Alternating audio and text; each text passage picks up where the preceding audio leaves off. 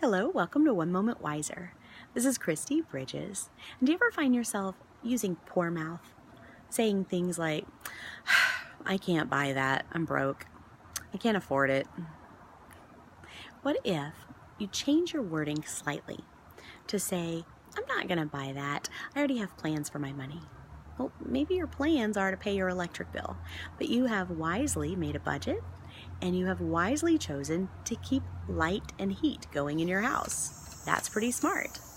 So when we change our wording from I can't to I'm choosing, then we actually open ourselves up to possibilities.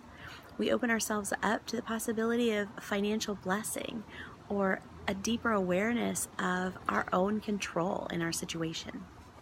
So in John 6, there were 5,000 people listening to Jesus. And the disciples said, send these people home. They need to eat and we can't afford to feed them. And Jesus said, well, what do you have? And a little boy piped up and said, you know what? I brought my lunch. I have 2 fish and 5 barley loaves.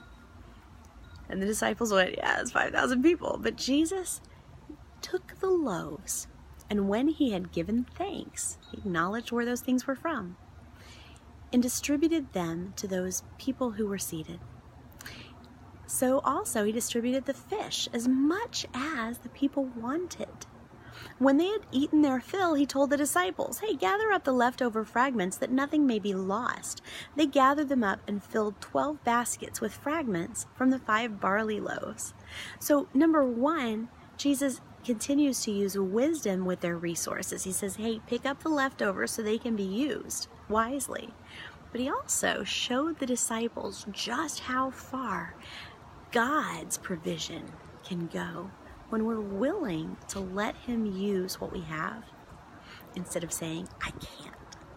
So God bless you guys this Thanksgiving. I pray for wisdom and abundant provision for all of you. Bye.